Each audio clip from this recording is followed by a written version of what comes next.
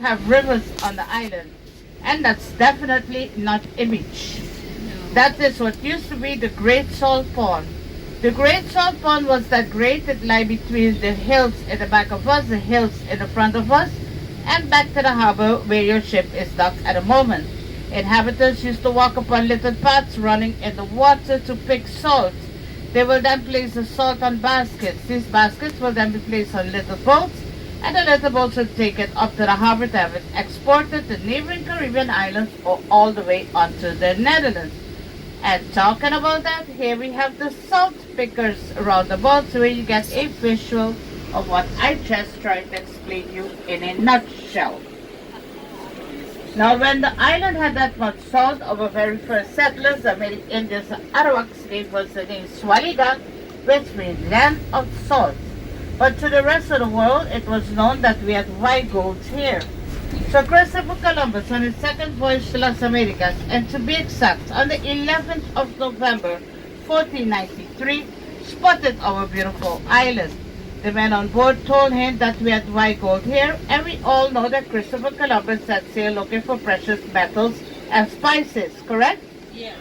So upon hearing that we had white gold here, he immediately came and claimed the island for Spain, and he is the one that gave us the name Saint Martin, because back in Spain on the 11th of November, it is the national holiday of the Saint, anyone?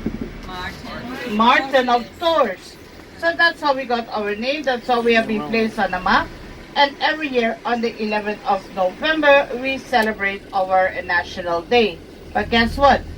He quickly saw that we didn't have white gold here. You know the white gold that me and you love to wear? Yeah. We didn't have that. We had salt.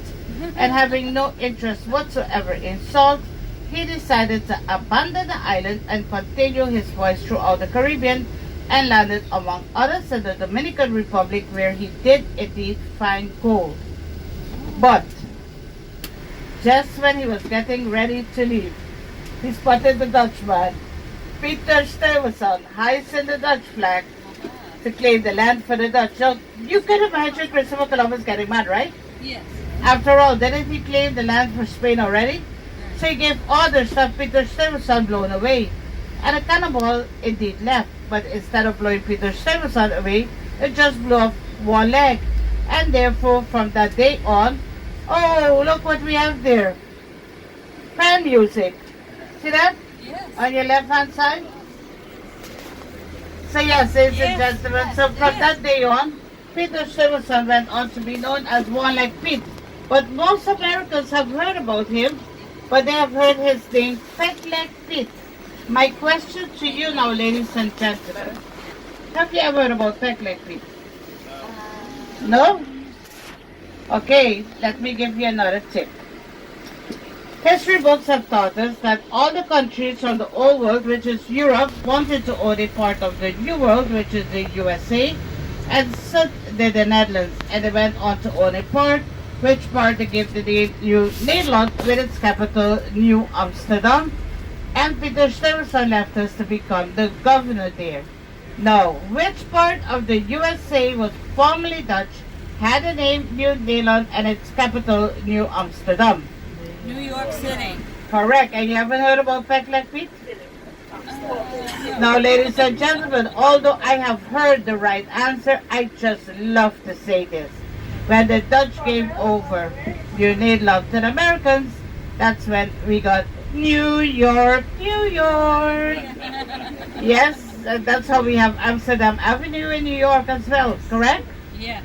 Okay, but then you have heard about New York, or you've been to New York, or you live in New York, so you know there's Harlem, New York. Yes. What about Harlem in the Netherlands? Google it, you will see. There's also Harlem in the Netherlands. As Brooklyn, New York, and in the Netherlands they say Breukland. So that's proof to you that New York was formerly Dutch.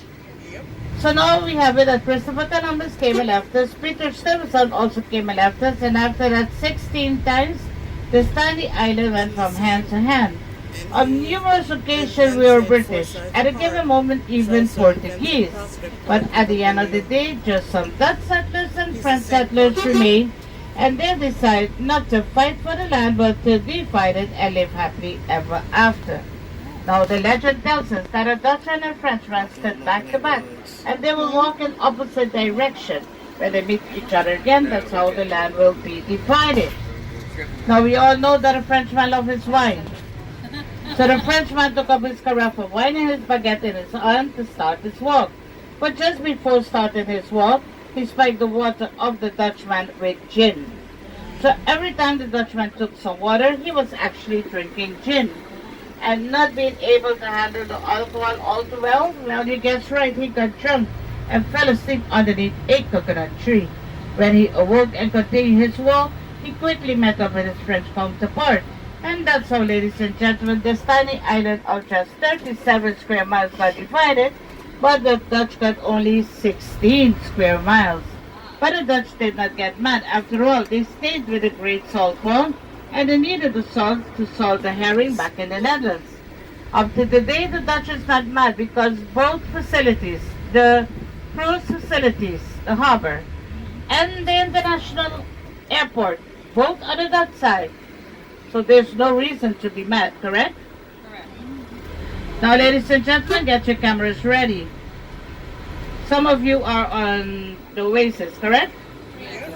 Take a look on your left-hand side, and there you can see your cruise ship. Now, some of you may want a picture. Search cannot stop, but the higher he goes, the better picture you're going to get, and eventually he will drop his speed so you guys can take a good picture. For those sitting behind of the driver, you can make use of that opportunity at this moment. For those sitting behind of me, if you would like, you can also make use of the opportunity, but on our way back, you will, if you're sitting behind of me once again, that's when you're going to get a better close-up. That's all up to you.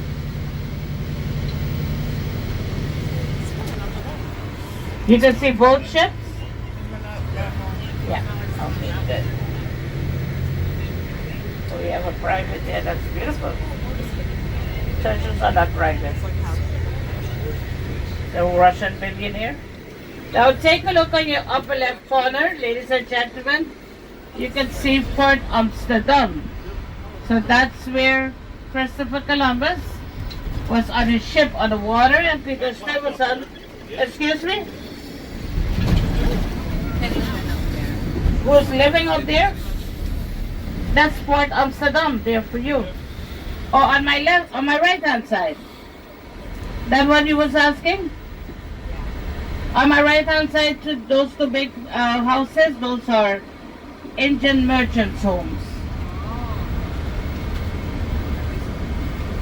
So now, ladies and gentlemen, to prove to you that we are two countries on one tiny island, Serge, he lives on the front side and I live on the back side. Serge gives me a call. What type of call will it be for him? An international call, guys. But Serge has family and friends living in Paris, and that will then be a local call for him. When I go to the electronics store, I better make sure to tell the salesperson on what side of the island I am residing. You know why? Voltage. That side it's 110, just like you guys back home. And front side it's 220, just like in Europe. See that? Big difference. Now this roundabout is officially the Wanteteluke roundabout. Wanteteluke was a female slave. Now on the island we call breast titties. Wanteteluke was a female slave that used to live on the plantation. See the hill to our right? There was a plantation where that hill is located. Century Hill Plantation. Wanteteluke was a female slave on that plantation. But slavery was abolished on the front side long before the Dutch side. So one day she ran away from that plantation onto the back, the other side, when landed on the front side of the island, and she was declared immediately a free slave. But she didn't stop there. She will continue coming back to the plantation to assist others, especially females and children, to run away to their freedom. She was told to stop. And because she did not stop, the others wanted to have a breast sliced away, and that's how she got the name Wanteteluke. Now the buildings and things that we passed a while ago, I will discuss them with you on our way back, as we will be returning the same way. And if I tell you everything on our way down, on our way back, I have to keep quiet, and I guess you realize that I don't know that word, right? I'm just a chatterbox. Here we have yet another roundabout, ladies and gentlemen. This roundabout does not have an official name, so I've decided to give it a name. And I have given it the name the Lonely Tree.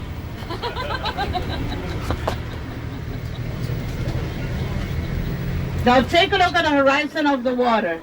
On the horizon of the water, you can clearly see there's a hill in the water, correct? Yes. Anyone saw the black and white version of King Kong? Yes. Okay, well, that's Skull Island. Skull Island is actually our sister island, Saba.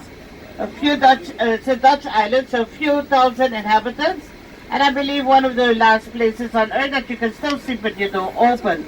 Now follow the coast, the horizon, and you can see yet another island consisting out of two smaller hills.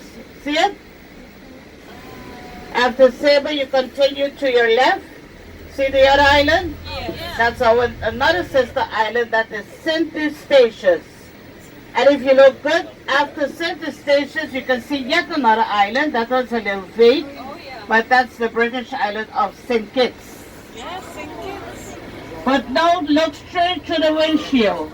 And if you look straight to the windshield, you can see on the horizon land with white structures. Yeah.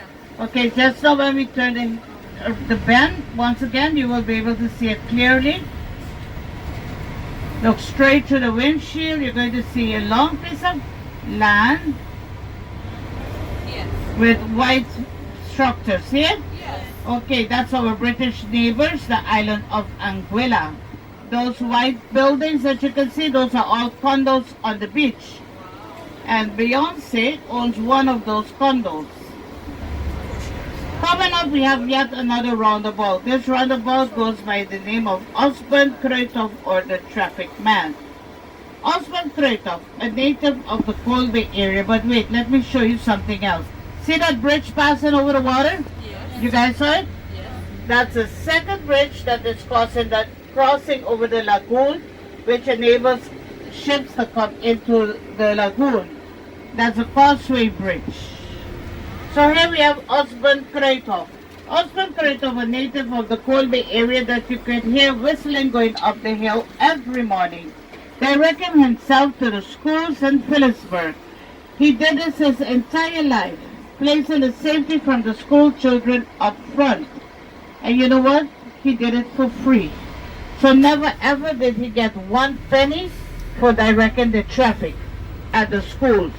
Now that's a well-deserved statue, don't you think? Yes. The salt industry died a natural death in the early 50s with the introduction of the table salt and the refrigeration. With the death of the salt industry, the tourism industry came alive. With the birth of the tourism industry, we started getting lots of people here from countries near and far.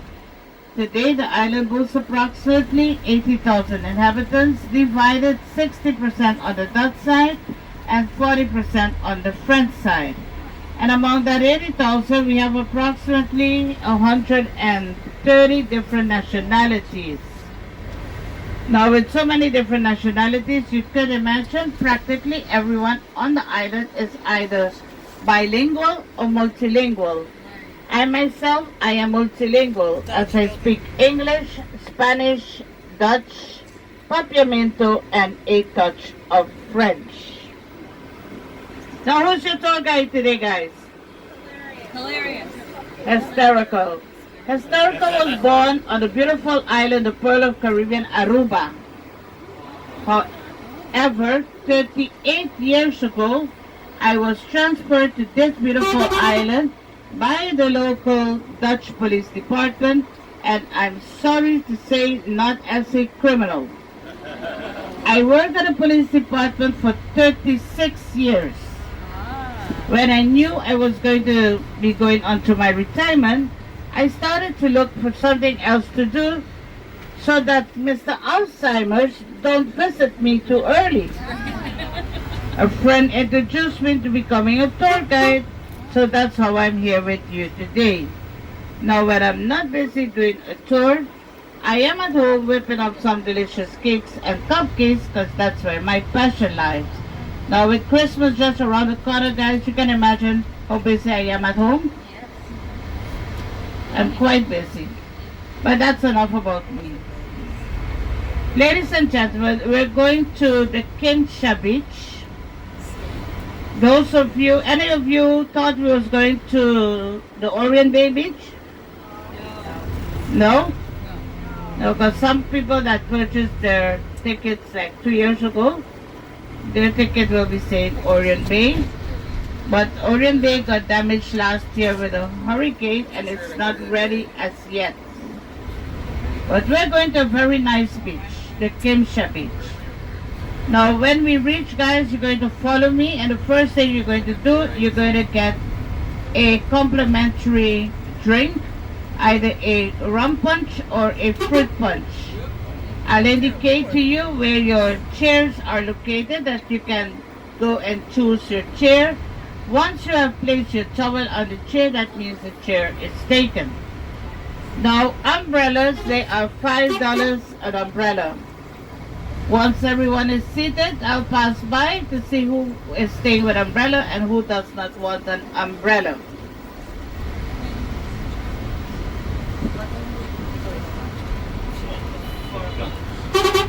Pickup time. What time do you guys have on your phone on your phone? What time do you guys have right now?